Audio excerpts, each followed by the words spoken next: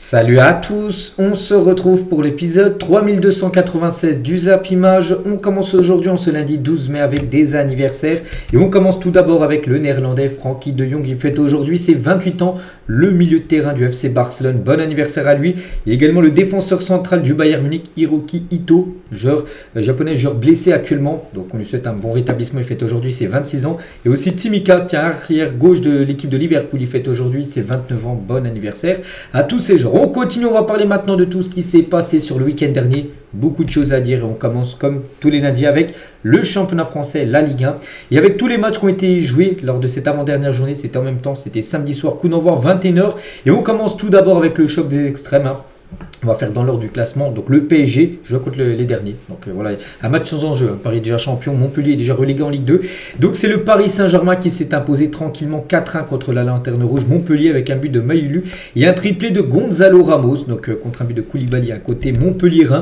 Donc 10 tirs, 8 tirs cadrés pour le PSG, 4 buts marqués. Donc voilà, belle victoire bien sûr des Parisiens qui restaient quand même sur 2 défaites d'affilée en Ligue 1. C'était une défaite contre Nice, une défaite contre Strasbourg. Cette fois-ci ils ont repris 3 points.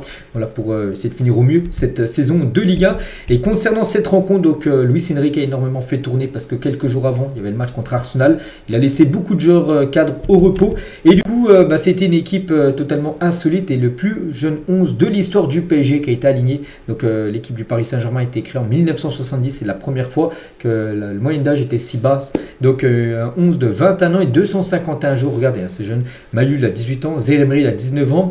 Il y a qui d'autre? Donc Désiré Doué, il a 19 ans. Mbaye, il a 17 ans. Axel Tapé, il a 17 ans. Voilà, donc les plus vieux, c'est peut-être Lucas Hernandez avec 29 ans, qui a fait un petit peu monter la moyenne d'âge. Mais voilà, c'est une équipe très jeune qui s'est imposée 4-1 du côté de Montpellier. Et en parlant de cette équipe de Montpellier qui évoluera en Ligue 2, saison prochaine, on le sait. Donc Joris Chotard, donc milieu, qui pourrait partir, il a dit, il n'y avait plus nos supporters lors de ce match. Plus de la moitié du stade est venu pour Paris et pas pour nous. Il fallait jouer ce match au maximum, finir du mieux possible. Bon, ça n'a pas été un bon match, bien sûr, pour Montpellier avec une grosse défaite à domicile. Et Luis Enrique, donc à la fin du match, il a décidé d'accorder 3 jours de repos à ses joueurs. Donc en gros, hier dimanche, aujourd'hui et mardi, c'est des jours off. Reprise de l'entraînement mercredi pour préparer le prochain match. Ça sera la dernière journée de Ligue 1 contre l'AG Auxerre, samedi prochain au Parc des Princes. Et pour finir avec Paris, donc dans l'émission Téléfoot hier, donc Lizarazu revient sur les propos d'Arteta. Mikel Arteta, lors de la demi-finale de LDC, il a dit que son équipe aurait mérité d'aller en finale de Ligue des Champions vu les 2 matchs. Donc lui, Lizarazu, lui, on n'a pas vu le même match. Non, le PSG mérite totalement en gros sa qualification contre l'équipe des Gunners. On continue avec les résultats de la Ligue 1. On va parler du dauphin du PSG. Marseille qui se déplaçait du côté du Havre un samedi soir. Et l'Olympique de Marseille s'est imposé 3-1. Victoire très importante pour l'OM avec un doublé d'Amine Gouiri et un but de Mason Greenwood. Donc tous les buts ont été inscrits en seconde période. Donc 22 tirs, 5 tirs cadrés et 3 buts. Et on peut dire que Marseille a la tête dans les étoiles parce que c'est officiel, l'OM valide son ticket pour la Ligue des Champions. Ils finiront soit 2e, soit 3e, on verra à l'issue de la dernière journée. Mais ils sont sûrs d'avoir leur place directement et d'éviter les barrages. C'était l'objectif de Marseille. Bien sûr, cette saison, c'était une place en LDC saison prochaine. Ça y est, c'est validé pour l'Olympique de Marseille. Énorme bravo Roberto De Zerbi pour les travaux comme cette saison. Donc qualification Ligue des Champions, 2e meilleure attaque de Ligue 1, bon, derrière celle du PSG. Et saison la plus prolifique du club depuis 1971 en termes de buts marqués. Donc il y a eu du spectacle du côté de Marseille. Bon, après, pour essayer de gêner le PSG, il y a Paris, enfin il y a 2 championnats français. Il y a le PSG tout seul avec 20 points d'avance, puis après un autre championnat. Donc, ils ont encore beaucoup de retard sur le niveau du PSG, mais finissent 2e. Enfin, ils vont peut-être finir 2e ou 3e de Ligue 1, donc c'est une bonne saison bien sûr pour l'Olympique de Marseille. On va parler de ce joueur depuis son arrivée en janvier dernier. Quel joueur, Amine Gouiri, encore buteur avec l'OM, il est boosté depuis son arrivée l'hiver dernier. 13 matchs avec Marseille, 9 buts et 3 passes D. Il a été encore double buteur, regardez, sur ses 3 derniers matchs, il a marqué 6 buts, 2 contre le Havre, 1 contre Lille et un triplé contre le Stade Brestois. Donc magnifique joueur bien sûr, ce Amine Gouiri. Mason Greenwood également buteur face au Havre, belle frappe lointaine. Donc ses stats cette saison, c'est 33 matchs de Ligue 1, 19 buts et 4 passes D. C'est le meilleur buteur cette saison du côté de l'Olympique de Marseille. Mason Greenwood qui est très heureux de jouer la Ligue des Champions saison prochaine. Regardez sur son compte Instagram, il a mis une photo de lui en mentionnant tout simplement la Champions League que Marseille jouera et verra la saison prochaine. Et Mehdi Benatia, le directeur sportif de l'OM, il a dit: je suis content pour le staff, les joueurs, les supporters, pour la ville de Marseille, une ville qui vit différemment les choses. Ça a été un travail acharné et je ne suis pas quelqu'un qui va me contenter de ça. Cependant, voilà, il va vouloir plus, bien sûr, faire une belle saison en LDC et essayer de gêner le plus possible le PSG certainement saison prochaine. Et toujours sur ce match et pour finir sur ce Le Havre Marseille, désolé. Donc match arrêté quand même au Havre. C'est que pendant une vingtaine, trentaine de minutes, le match a été arrêté parce que des joueurs du Havre et de l'OM rentrent au vestiaire après un mouvement de foule et un envahissement de terrain. C'est après le but d'Amine Gouiri. Et il y a des supporters du Havre qui étaient très déçus. Ils sont rentrés sur la pelouse, ils voulaient en gros se battre avec les joueurs de l'OM. Du coup, tout le monde est rentré au vestiaire. Bon, le match a repris et du coup, Marseille s'est imposé. On continue avec les troisièmes du classement. C'est Monaco, c'est un gros match. Monaco contre l'Olympique Lyonnais. Malheur aux perdants et malheur à Lyon. Et bonheur pour Monaco. Donc victoire 2-0. Minamino et Zakaria ont été les deux buteurs, deux buts coup sur coup. 62e, 68e minute de jeu. Et du coup, Monaco avec 11 tirs, 5 tirs cadrés, 2 buts. Et valide également sa place en Ligue des Champions saison prochaine. Donc Monaco verra la C1 comme cette saison. Ils avaient joué la Ligue des Champions et retourneront en Ligue des Champions, c'est sûr et certain, parce qu'ils sont sûrs de finir soit 3e, actuellement c'est leur poste, ou soit 2e, ils peuvent dépasser Marseille. Lors de la dernière journée, on verra, mais ils ne peuvent plus se faire revenir par le 4e. Et du coup, Lyon, c'est une catastrophe officielle. L'Olympique Lyonnais ne peut plus finir sur le podium avant la dernière journée du championnat. Donc Lyon est 7e et il ne maîtrise plus du tout son destin pour jouer une Coupe d'Europe la saison prochaine. On parlera tout à l'heure de quelle compétition ils peuvent jouer européenne. Pour l'instant, ils ne jouent rien du tout. Voilà l'Olympique Lyonnais, mais voilà, il reste encore une journée, ça peut peut-être bouger. Et Lyon n'a plus fini comme sur le podium de Ligue 1 depuis 2019. Ça fait 6 ans que Lyon n'a pas fini dans les 3 premières positions d'un championnat.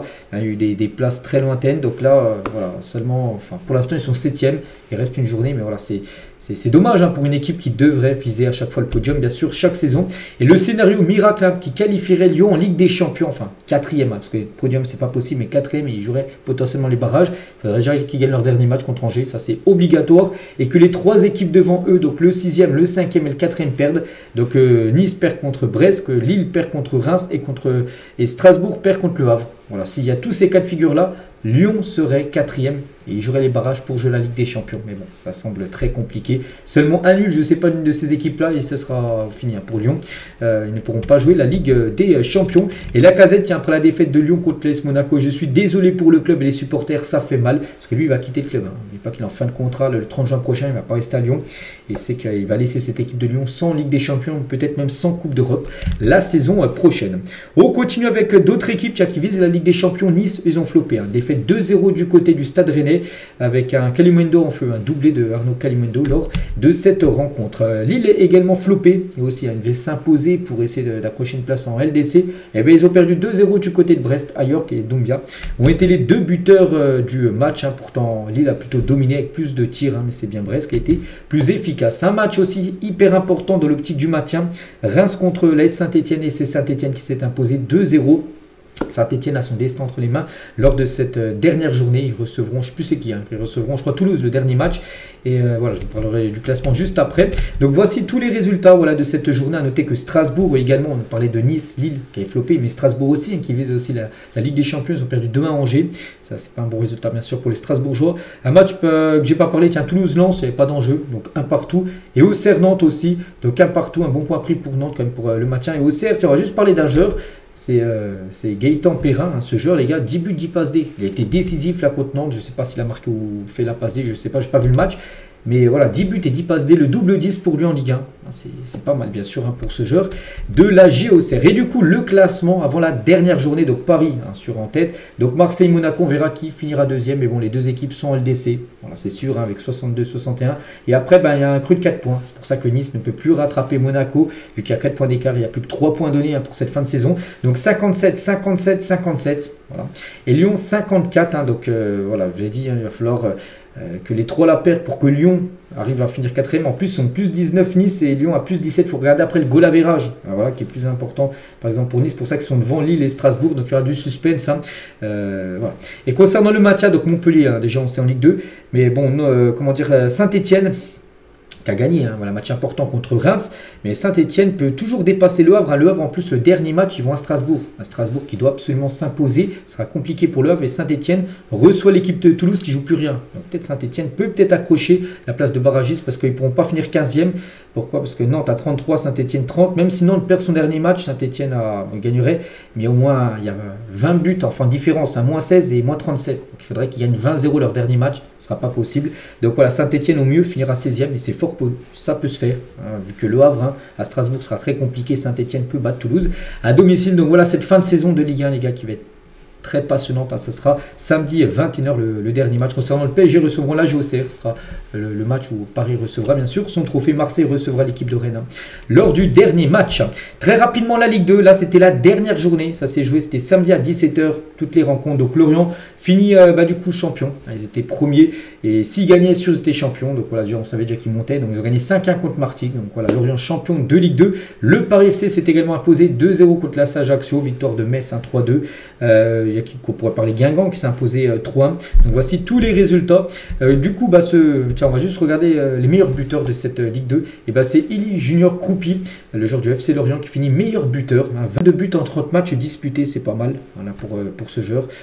Voilà, Elie Junior Croupi qui retournera en première ligue à Bournemouth saison prochaine puisqu'il était prêté par cette équipe cette saison. Et du coup, le classement final à 34 journées, c'est fini. Hein. Voilà, c'est la fin de saison. Donc Lorient Paris FC monte. Hein. Du coup, Metz finit 3e, Dunkerque 4e et Guingamp 5e. Donc voilà, ça se joue les playoffs. Donc ceux qui descendent, donc Caen, ça va déjà descendre. Et du coup, c'est Martigues qui descend et Clermont jouera les barrages. Voilà, donc du coup, c'est quoi le système des playoffs?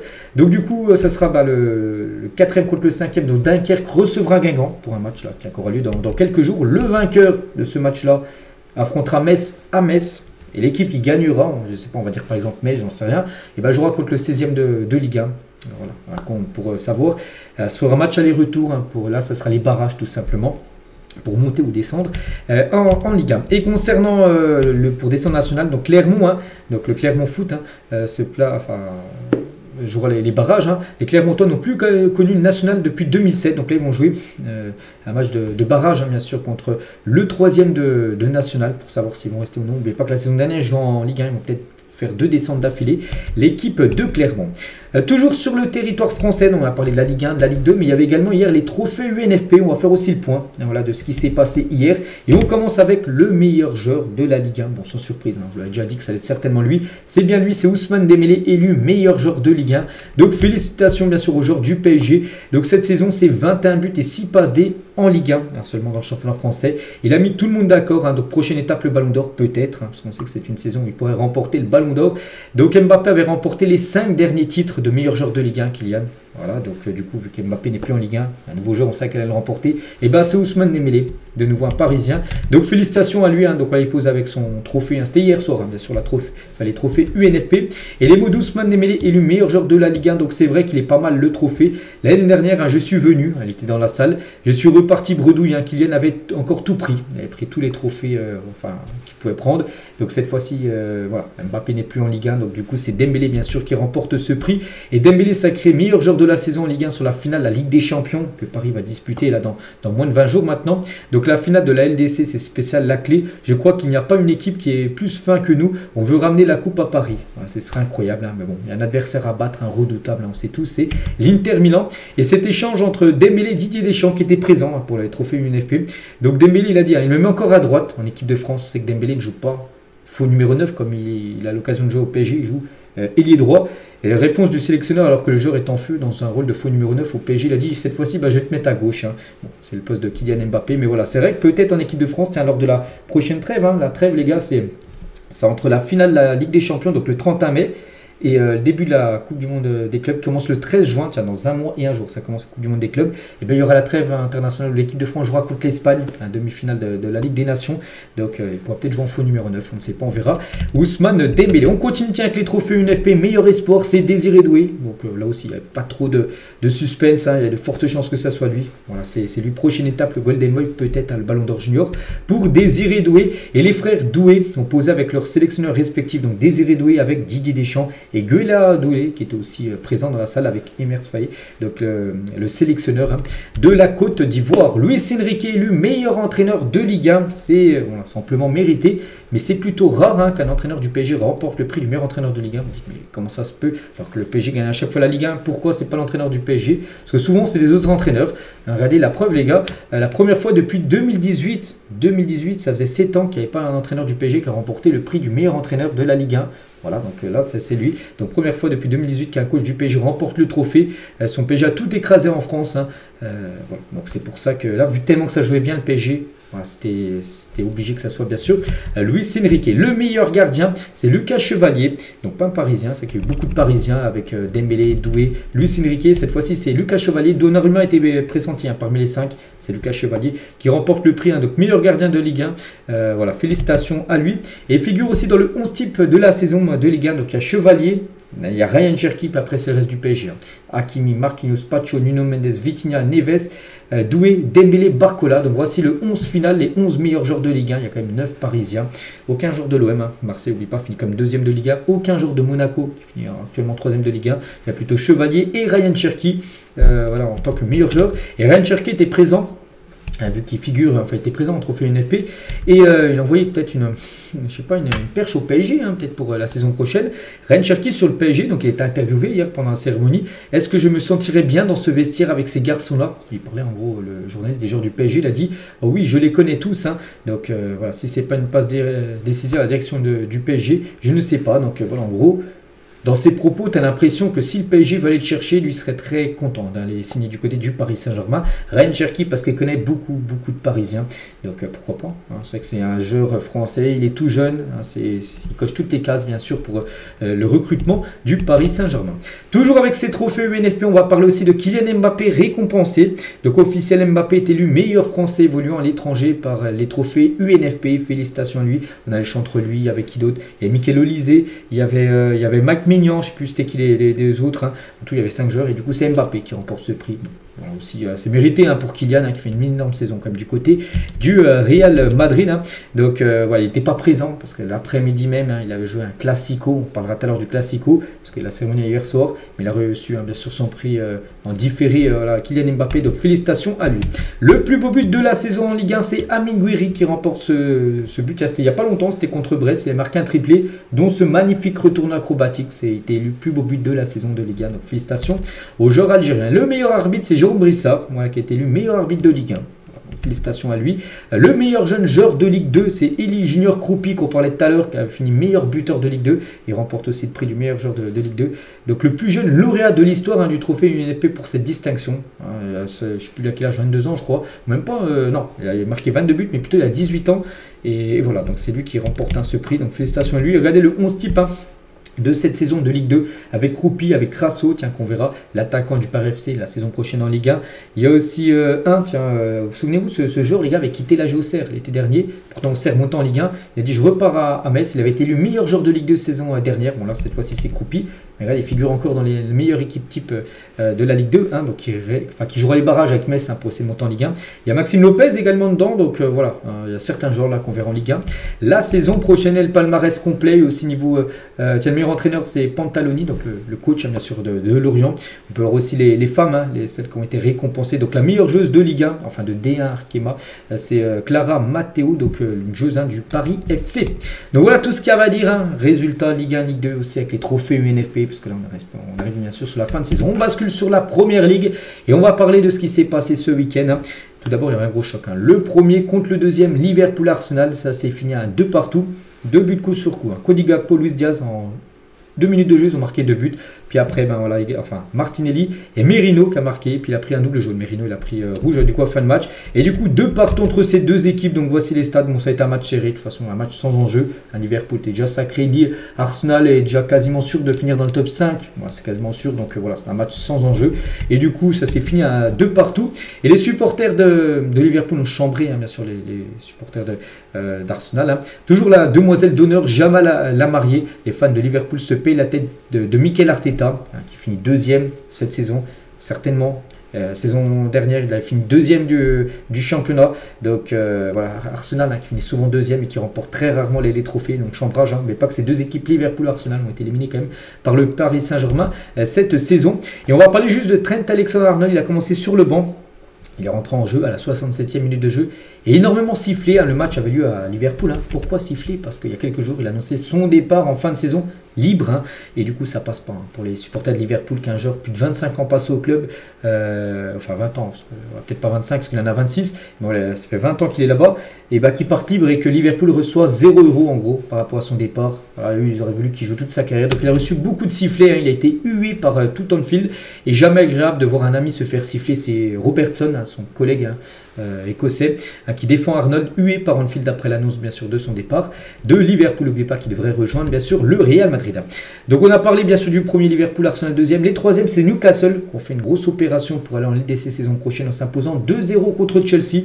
Tonali et Guimarães ont été les deux buteurs. À noter que Nicolas Jackson a pris rouge à la 36e, ce qui a pénalisé totalement l'équipe de Chelsea. Donc belle victoire de Newcastle et Guimarães, un buteur en toute fin de match, 91e pour le but 2-0. Regardez sa célébration, il a pris le poteau de corner pour le brandir et du coup victoire, bon match de lui et il sera certainement lui et son équipe en LDC saison prochaine. Et concernant Chelsea, Nicolas Jackson qui a pris rouge certainement fin de saison, il reste plus que 2 matchs, il devrait être exclu les 2 prochaines rencontres, donc contre Manchester United et Nottingham. Il devrait être suspendu à Nicolas Jackson qu'on reverra saison prochaine en première ligue si bien sûr il reste dans le championnat anglais. Les 4e du classement, c'est Manchester City qui n'ont pas réussi à battre Southampton. Southampton dernier déjà en 2e division depuis plus d'un mois, on sait qu'ils descendent. Ils ont fait 0-0, City pourtant, voilà, plus de 26 tirs, 5 tirs cadrés. Pas de but marqué. Southampton, c'est 2 tirs dans le match, 0 tir cadré. City n'a pas réussi à marquer. Là, c'est quand même 2 points de perdus quand même pour Manchester City. Mais bon, pour l'instant, toujours bien placé pour aller en LDC. On va parler d'équipes très mal classées. C'est Manchester United. United continue bien sûr sa saison catastrophique en première ligue. Une défaite 2-0 contre West Ham. Soucek et Bowen ont été les 2 buteurs. Et en plus, ont perdu Lenny Yoro qui sort sur blessure à 2 semaines de la finale de l'Europa League contre Tottenham. Ça va pas fort. Et en parlant de Tottenham, on peut parler aussi d'eux qui va tout miser sur cette finale de l'Europa League. Parce qu'eux aussi ont perdu 2-0 contre Crystal Palace. C'est fou. Donc Manchester United déjà enchaîne un 7e match sans victoire en première ligue et classé 16e. Et Tottenham, eux, c'est 5 matchs d'affilée sans victoire. Et les deux vont s'affronter en finale pour sauver les deux leur saison. Donc il y en a un qui sauvera sa saison et l'autre aura fait une saison vraiment catastrophique. Du coup, tous les résultats de cette journée du côté de la première ligue, Everton a gagné 3-1, Brighton a gagné 2-0, Brentford a gagné 1-0. Donc on va parler de tous les matchs. Donc du coup, le classement, c'est les 5 premiers qui se qualifient. Donc Liverpool, enfin LDC, je vous parle. Donc Liverpool, Arsenal, tout ça, ce sera LDC. Newcastle 3e, 66 points. Ça sent très bon. Il reste plus que 2 matchs, 6 points donnés pour chaque équipe. Donc Chelsea 5e pour l'instant qualifié en Ligue des Champions, mais il y a Aston Villa 63 et il y a Nottingham 62. Puis après Brentford, c'est trop loin, 55. Donc voilà, entre Aston Villa et Nottingham, ils peuvent toujours dépasser Chelsea. Voilà, qui reste encore 2 matchs bien sûr pour les Blues. Et derrière, regardez, Manchester 16e, Tottenham 17e, puis après c'est les relégables. On sait déjà les 3 qui descendent. Ipswich, Leicester, Southampton, c'est les 3 promus qui redescendent. Mais bon, il y a beaucoup de points d'écart, mais quand même, voir Tottenham 17e, une place derrière, son descendre, et Manchester 16e. Les deux vont s'affronter en finale d'Europa League. Pour sauver bien sûr chacun leur saison.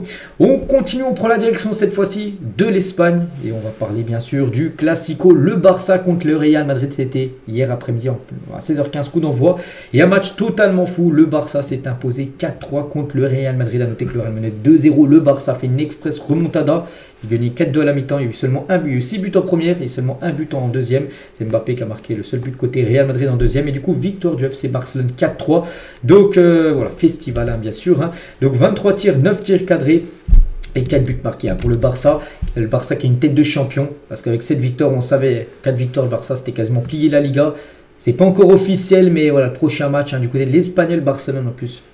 En Barcelone, ça sera chez les voisins s'ils gagnent. Voilà, ça sera bon, bien sûr, pour le FC Barcelone. Et comme je dis, le Barça a souvent fait ça. Ils étaient menés 2-0. Il y a des 18e et à la 44e, juste avant la mi-temps, mais ils en ont marqué 4. Ils l'ont fait contre Atlético Paris. Où ils perdaient 2-0, ils ont gagné le match 4-2. Il avait fait aussi contre l'Inter Milan, match aller de Ligue des Champions, il y a quelques jours. Ils perdaient 2-0. Ils sont revenus à. Enfin, ils sont revenus déjà à 2-2, hein, après ils n'ont pas mené, comme lors du match, le match retour également. Donc voilà, le Barça, les gars, à chaque fois, ils arrivent à, même s'ils sont menés, ils arrivent à chaque fois à faire des retours. Hein. C'est fou, hein, comme cette équipe. Donc voilà, ce scénario totalement fou. Hein. 19e, 32e, 34e, 45e, les buts du Barça pour faire cette remontada express hein, contre le Real Madrid. Et du coup, avec cette nouvelle victoire du Barça, ça se resserre hein, les historiques des Classicos. Le Barça, 104 victoires, le Real Madrid, 105 victoires.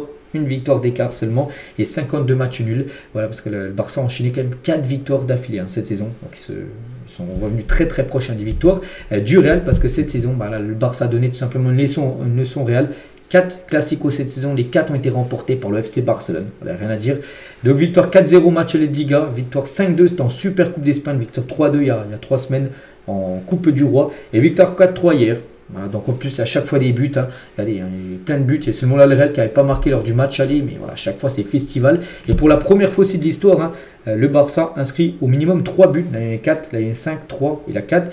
Donc voilà, les Catalans inscrivent au minimum 3 buts à chaque match lors de 4 matchs consécutifs face à l'ennemi, face au rival bien sûr du Real Madrid. Donc 16-7, hein, si on cumule tous les résultats, 16-7 en termes de buts marqués. Le Real, les gars, c'est quand même une catastrophe niveau défensif. Hein.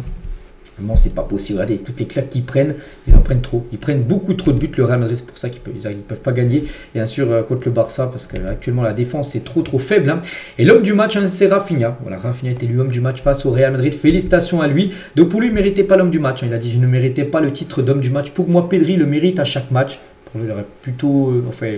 je pense que Pedri aurait mérité plus que lui. Enfin, il est très humble, hein. Bien sûr, dans ses propos, Rafinha, mais bon, il a fait comme un gros match et double buteur lors du Classico. Donc 54 matchs, hein, 34 buts et 23 passes D. Les stats sont incroyables. Est-ce que ça va suffire pour le Ballon d'Or? Je ne sais pas, parce qu'il y a comme cette élimination en demi.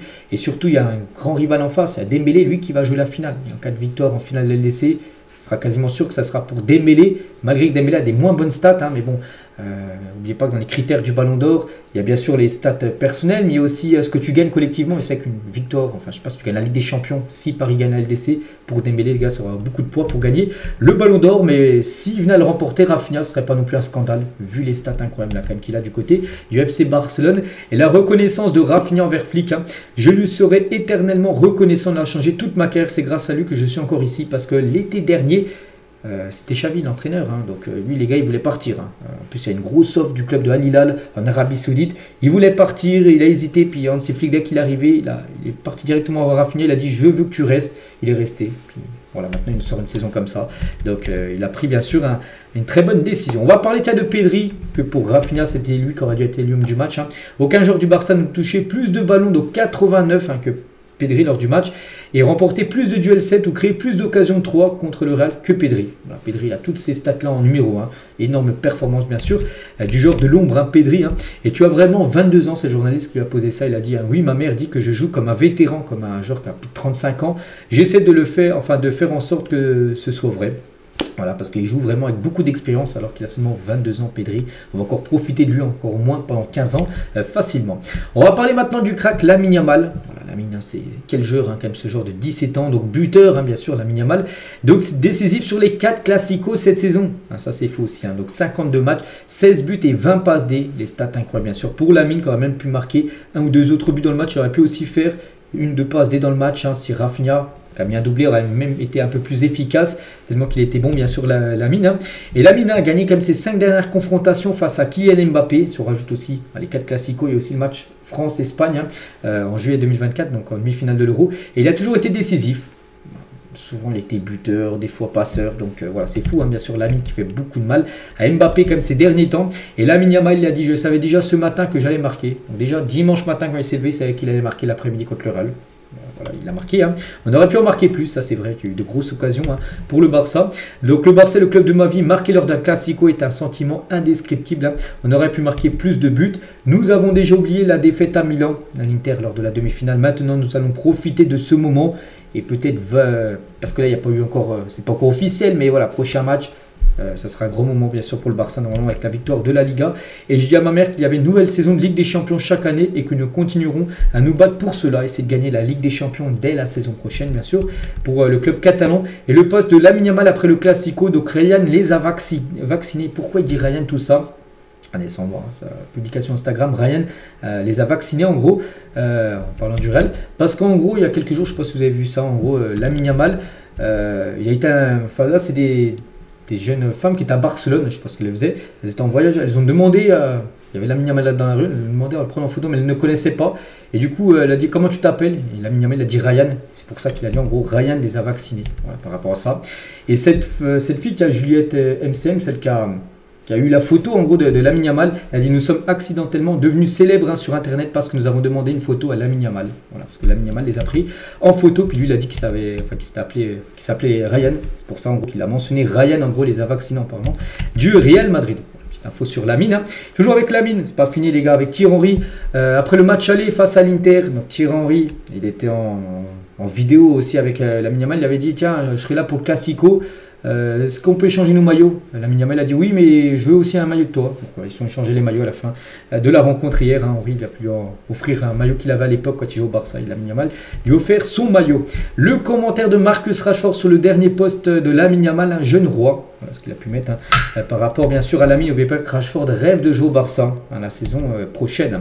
Ce salaud pourrait me passer le ballon plus souvent. Eric Garcia sur le fait de jouer avec Lamine Yamal, parce que normalement c'est Jules Koundé qui joue dans le couloir de Lamine Yamal, mais Koundé actuellement blessé.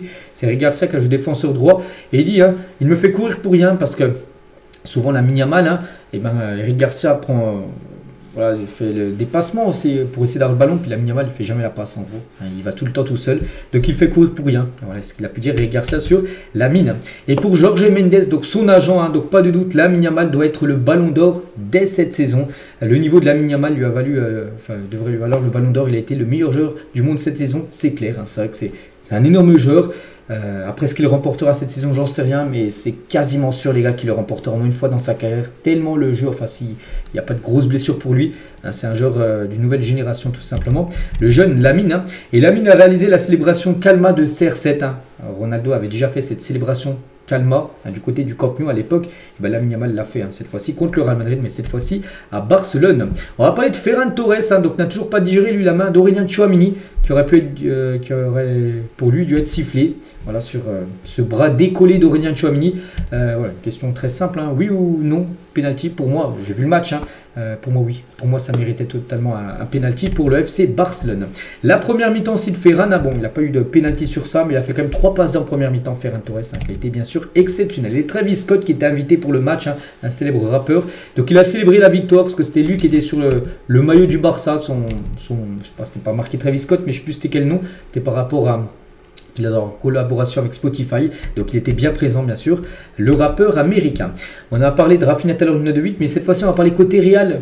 Et côté Mbappé, gros match Mbappé, hein, 8 sur 10, hein, grosse performance, triplé hein, pour Kylian Mbappé, hein, c'est exceptionnel. Ses stats cette saison, c'est 53 matchs joués, c'est 39 buts et 6 passes D. Il est devenu hier hein, le joueur le plus décisif sur une saison. Sur sa première saison au Real. Avant c'était Zamorano, un joueur chilien au Real lors de sa première saison. Il avait inscrit 37 buts et Mbappé est à 39 buts. Par exemple Cristiano Ronaldo lors de sa première saison au Real, il avait marqué 33 buts. Mbappé en a marqué 39. Il lui reste encore 3 matchs à jouer pour cette fin de saison. Donc le Pichichi de la Liga, c'est vrai pour l'instant. Hein. Et Mbappé les gars est devenu le premier joueur de l'histoire à perdre un Classico après avoir inscrit un triplé. Ça c'est fou. Hein. Il a marqué un triplé par le Classico et il a perdu le match. Hein. Bon, c'était déjà arrivé aussi en Coupe du Monde, hein. Finale de Coupe du Monde, il marque le triplé en finale, il perd la finale. Hein. C'est que c'est un peu un chat noir, on a l'impression.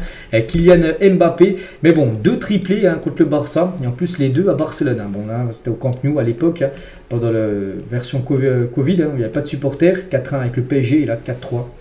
C'était à Montjuic hier, lors de ce match. Hein. Et Mbappé, du coup, il a pris la tête du classement des meilleurs buteurs. Voilà. Lewandowski, du coup, qui n'a pas commencé. Du coup, Lewandowski reste à 25 buts et Mbappé, 27 buts. Il est à 24 buts. Avant Mbappé, il a marqué 3 en Liga. Et du coup, actuellement, c'est lui le meilleur buteur à 3 journées de la fin du côté de la Liga. On va parler du jeune Victor Munoz, a dû désactiver les commentaires sur son compte Instagram après avoir été la cible d'une vague d'insultes à la suite de son occasion manquée qui aurait pu permettre au Real Madrid d'égaliser sans fin de match. Hein. Voilà, donc il est tout seul. Il vient juste de rentrer, je ne connaissais même pas ce joueur, les gars, c'est un tout jeune joueur. Il est tout seul et il tire à côté. Il y a trop de pression, il a tiré 2-3 mètres à côté. Et du coup, sur son compte Instagram, il a reçu beaucoup de messages d'insultes. Il a tout désactivé. Il va avoir beaucoup de force. Hein. Il est jeune, hein. je sais pas, il a 20 ou 21 ans, j'en sais rien. Et voilà, il a reçu une vague d'insultes par rapport, bien sûr, à son manque de finition. Ancelotti s'exprime aussi sur la sortie de Vini Junior. Vini s'est tordu la cheville, il a essayé de continuer, mais il n'a pas pu. Voilà pourquoi Vini n'a pas fini le match. Et Vini, comme souvent, il s'est embrouillé. Un supporter du Barça lui a montré un ballon de plage, parce que Vini, qui pensait remporter le ballon d'or il y a quelques mois, il a remporté rien du tout. C'est plutôt Rodri. Et voilà, donc Vini bien sûr s'embrouillé avec ce supporter. Et Vini aussi a répondu aux supporters barcelonais qui le chambraient en réalisant le signe 15 en référence aux 15 Champions League remportés du côté du Real Madrid. On va parler d'Ancelotti. Donc voilà, c'était certainement le dernier Classico, enfin c'est sûr, un dernier Classico d'Ancelotti avec le bilan du technicien italien contre le Barça. Avec les Merengues, c'est 20 matchs. Il a disputé quand même 20 matchs. Enfin, en tant que coach avec le Barça, 9 victoires, 11 défaites. Voilà, en gros, les Classicos, le bilan d'Ancelotti lors des Classicos. Et le départ d'Ancelotti pourrait être officialisé cette semaine. Voilà, donc, le prochain match du Real, c'est dès mercredi, là, contre Mallorca. Même avant ce match, mercredi après-demain, ça peut être officiel peut-être aujourd'hui, voire demain. L'annonce officielle, en gros, du départ d'Ancelotti à la fin de la saison, le 25 mai prochain, lors de la dernière journée où le Real recevra la Real Sociedad. Et les supporters du Real n'ont pas oublié aussi que le Barça a été éliminé par l'Inter. Regardez, comme les banderoles qu'on pouvait voir dans le COP des supporters du Real Madrid, bien sûr, avec l'écusson du Real. Mais au milieu, on peut voir l'écusson aussi de l'Inter Milan, qui a éliminé, bien sûr, le Barça il y a quelques jours. Et grosse polémique aussi en Espagne, pour finir voilà, sur ce Classico. Des audios ont révélé qu'un arbitre présent dans le camion VAR a lâché un Dieu merci lorsque la main de Fermín López a été aperçue lors du 5e but du Barça, qui a justement été annulé. Parce que Fermín López a marqué un but hier, mais bon, il a été annulé parce qu'avant l'action, enfin avant qu'il marque ce but, 2 ou 3 secondes avant, il a touché le ballon de la main. Et du coup, un arbitre à la VAR, il a dit Dieu merci. C'est-à-dire qu'en gros, l'arbitre était content, soulagé en gros que le but du coup est annulé. Peut-être qu'un arbitre était plutôt pour le Real et ça fait une grosse polémique du côté, bien sûr, de la Liga. Voilà ce qu'il y a à dire sur ce Classico. Il y a beaucoup de choses. C'est le dernier Classico cette saison. Voilà, on a hâte de revoir un nouveau Classico. Ce sera maintenant la saison prochaine. On continue toujours avec la Liga. L'Atlético contre la Real Sociedad. Festival Atlético 4-0 pour plutôt Alexander Sørloth. Il a marqué un quadruplé, Alexander Sørloth. Félicitations à lui. 13 tirs, 7 tirs cadrés, 4 buts marqués.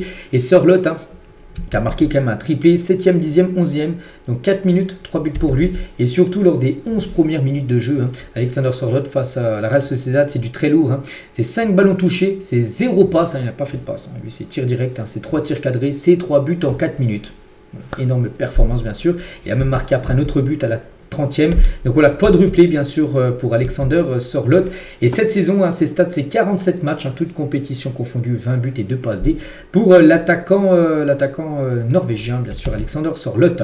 Les autres résultats, le Betis a fait un partout contre Osasuna. On pourrait parler de qui Bilbao, qui a gagné 1-0 contre Alaves. Ou par exemple Valence, qui a gagné 3-0 contre Retafe. Ça va beaucoup mieux pour Valence. Valence, regardez, ils sont quand même 11e. Il y a 2-3 mois, les gars, c'était 19 ou 20e. C'était dans la dernière place. Ils ont fait une sacrée remontada. Le classement, le Barça, bien sûr, le Barça, avec cette victoire, 7 points d'avance sur le Real Madrid. Donc c'est simple, un prochain match, il reste plus que 9 points à donner. Donc c'est simple, il y a 7 points d'écart. Donc prochain match, s'ils gagnent, ça sera fini la Liga. Donc ils se déplaceront sur la pelouse de l'Espagnol Barcelone lors de cette dernière journée. Donc le Barça a l'occasion une nouvelle fois de devenir champion d'Espagne. Il y a 2 ans, pareil. La dernière fois, c'était en 2023, il y a 2 ans, quand le Barça a gagné la Liga. Ils étaient partis, pareil, sur la pelouse de l'Espagnol, ils avaient gagné. Et en plus, c'était chaud, parce que les supporters de l'Espagnol, les gars, descendaient en 2e division. Ils descendaient, que là, ils ne vont pas descendre. L'Espagnol, ils vont quand même se maintenir. Mais voilà, ils iront certainement remporter la Liga chez le voisin de l'Espagnol Barcelone. On quitte la Liga, direction la Serie A. Et on commence avec le leader Naples, accroché, Naples. 2 partout contre le Genoa. Ça, c'est pas un bon résultat. Lukaku et Raspadori ont été buteurs. Donc Vasquez a été buteur côté Genoa. Il y a un but contre son camp. Donc voilà, partage des points. Comme je dis, c'est pas un bon résultat. Pourtant, 11 tirs pour Naples. Genoa, c'est 2 tirs cadrés, c'est 2 buts. Voilà, ça a été très cruel, bien sûr, pour le Napoli. Surtout que l'Inter, qui est juste derrière au classement, se sont imposés 2-0 contre le Torino. Voilà, Zalewski et Aslani ont été les 2 buteurs et l'Inter sur tous les fronts, bien sûr, finale de Ligue des Champions, pour l'instant toujours en lice pour remporter le championnat. Il y a beaucoup de suspense entre l'Inter et Naples pour savoir qui remportera le championnat. La Lazio, un partout contre la Juventus Turin. La Lazio égalisé à la 96e minute de jeu. Colomani a été buteur à la 51e à côté. Juventus Turin et Colomani, c'est 14 matchs du côté de la Juve. 7 buts, une passe des pas mal, ces stats quand même, depuis son arrivée en janvier du côté de la Juve. Les autres résultats, donc on a parlé de quasiment tous les matchs. Une grosse équipe, il y a ce soir Atalanta Bergame AS Roma ce soir. à 20h45 et le classement. Donc Naples avait 3 points d'avance et du coup vu qu'ils ont fait nul et l'Inter s'est imposé, 1 point seulement, il reste plus que 2 matchs à jouer, 1 point d'écart, donc tout peut arriver. Voilà, il faut que Naples gagne absolument ces 2 matchs pour être sûr. Mais s'il y a un accrochage et que l'Inter gagne ces 2, l'Inter pourrait repasser devant Naples. Et ça se peut aussi que les 2 équipes finissent avec le même nombre de points. Donc là, ce ne serait pas l'Inter qui serait devant. Pourtant, ils ont plus 42 et Naples plus 30. Là, ça pourrait regarder. Reste 2 matchs. Et si les 2 équipes finissent à égalité de points, ça sera un match pour le titre en gros. Là-bas en Italie, il y a un match. Voilà, en gros, il pourra avoir une finale en gros du championnat entre Naples et l'Inter si les 2 équipes finissent avec le même nombre de points. Ça sera un match pour le titre qui décidera de l'issue de la saison. Les 2 équipes ne s'étant pas départagées lors des face-à-face cette saison. Ça aurait eu un vainqueur, voilà, ça aurait été la meilleure équipe qui aurait gagné par exemple lors des 2 matchs, mais il y a eu 2 matchs nuls. Du coup, voilà, il pourrait avoir un match du titre entre ces 2 formations. On continue avec cette fois-ci le championnat allemand. Le Bayern Munich jouait contre Gladbach et le Bayern s'est imposé 2-0. Harry Kane et Michael Olise ont été les 2 buteurs du match. Félicitations. Harry Kane, buteur, 45 matchs, 37 buts et 12 passes D, toutes compétitions confondues. Les stats incroyables. Et pour Harry Kane, donc, il a marqué 37 buts en tout, mais il en a marqué 25 en championnat. C'est énorme. La saison dernière, il a marqué 36. Il reste encore une journée, mais là, il a 25. Mais quand même, l'attaquant anglais a désormais inscrit plus de 25 buts en championnat lors de 6 saisons différentes, que ce soit avec le Bayern ou Tottenham, son ancien club. C'est fou, à chaque fois c'est du 25 buts à peu près marqués en championnat, pas seulement en championnat.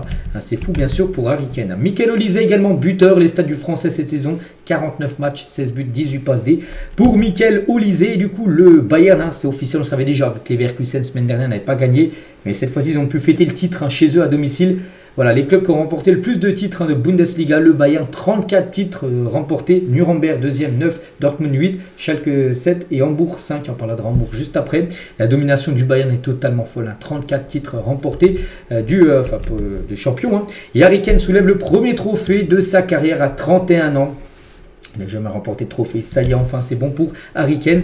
On peut voir aussi la magnifique aide d'honneur du Bayern Munich pour Thomas Müller qui jouait son tout dernier match sur la pelouse de l'Allianz Arena.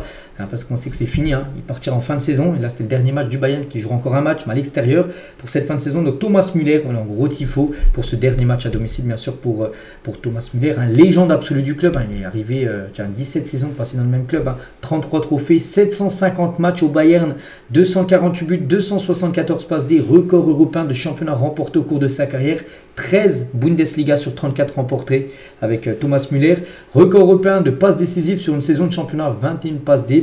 Plus grand nombre de matchs et de passes D pour un joueur dans l'histoire du Bayern. Plus de 500 victoires avec le Bayern Munich, c'est un record également.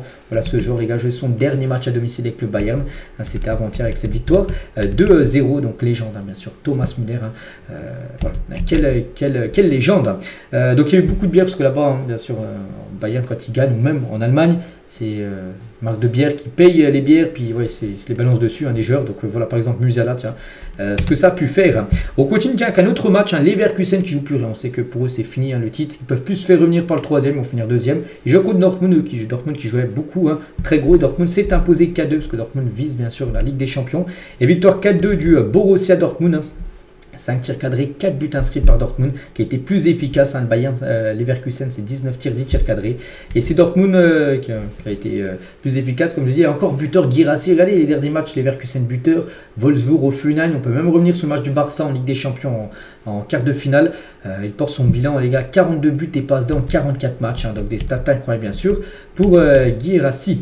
Et concernant ce match, on a parlé de Dortmund, mais ça avait lieu à Leverkusen.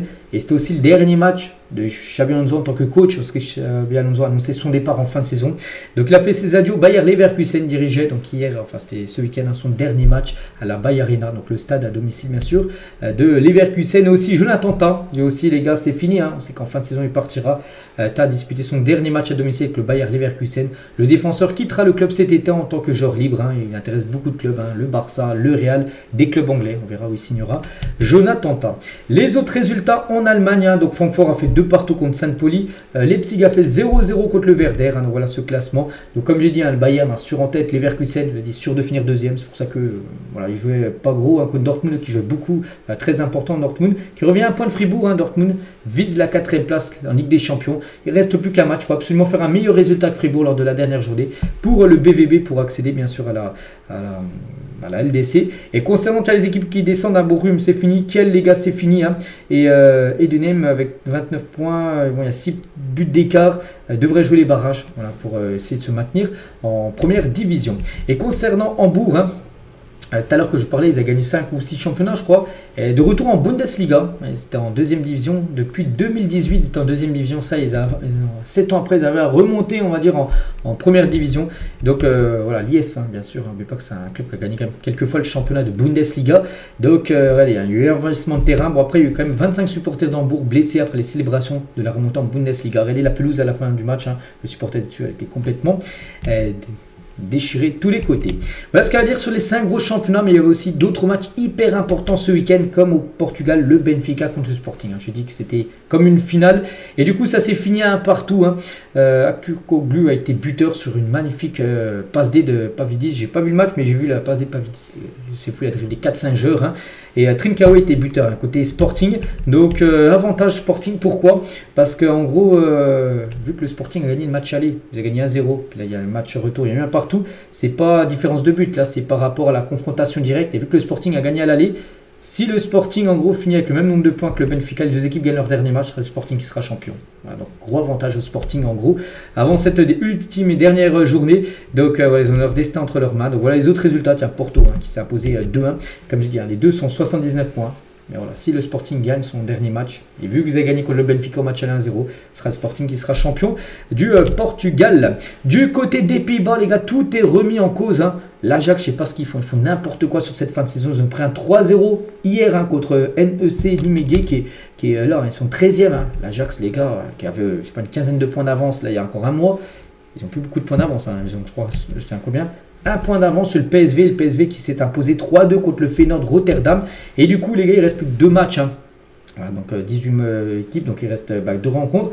Et l'Ajax, comme j'ai dit, qui avait 15 points d'avance, a plus que maintenant 1 point d'avance sur le PSV. L'Ajax fait n'importe quoi sur cette fin de saison. Il pourrait même se faire doubler par le PSV. Et voilà, ce serait terrible pour l'Ajax, qui avait quasiment le championnat gagné il y a 1 ou 2 mois. Et maintenant, là, ils ont vu une remontada, bien sûr, du PSV juste derrière eux. Du côté de la Turquie, donc le Galatasaray, victoire 2-0. Donc ça sent très bon pour le Gala. Il y a combien? Il y a 5 points d'écart. Prochain match, c'est simple. S'il gagne, le Galatasaray sera champion de Turquie. Ça sent très bon, bien sûr. Pour l'équipe du Galatasaray, en plus, un match en retard. Hein. Le Fener en a 33, le Gala en a 32. Donc, voilà. On ne voit pas comment le Fener pourrait repasser devant le Galatasaray. Du côté des États-Unis, l'Inter Miami, l'équipe de Messi, ils ont pris un 4-1 contre Minnesota. Messi a joué, il a même été buteur. Mais on la défaite, bien sûr, de l'Inter Miami. On va parler aussi des playoffs du côté du football féminin. Lyon contre Dijon, c'était le premier contre le 4e championnat playoff. Hein. Et Lyon s'est imposé 4-1, donc Lyon ira en finale des playoffs. Et l'autre match entre le 2e et le 3e, donc le PSG et le Paris FC, qui s'est déjà affronté la semaine dernière en finale de Coupe de France, où les Paris FC s'est imposé après tir au but. Donc là, victoire des Parisiennes, hein, du PSG 3-0. C'était au Parc des Princes, hein, le match d'hier soir. Et du coup, la finale, hein, Lyon contre le Paris Saint-Germain, la finale. Voilà, pour savoir qui sera champion de D1 Arkema, cette première division de football féminin. Et on finit cet épisode toujours avec le football féminin et le Barça. Elles ont gagné combien 9-0 hein, contre le Real Betis, hein, les Jeux. Hein. Et elles ont remporté le championnat de la Liga féminine pour la 6e fois de suite. Hein, donc le Barça féminin. Le Barça masculin, très proche aussi de remporter le championnat. Le Barça U19 ont remporté aussi la Liga des jeunes. Hein. Donc voilà, le Barça actuellement surdomine, on peut dire, quelques compétitions du côté de l'Espagne. Donc voilà les gars, tout ce qu'il y a à dire aujourd'hui. Voilà, ça a été très long, comme souvent le lundi. Donc j'espère que ça vous a plu. On se retrouve dès demain les gars pour un prochain numéro. Je vous souhaite une bonne journée et à demain.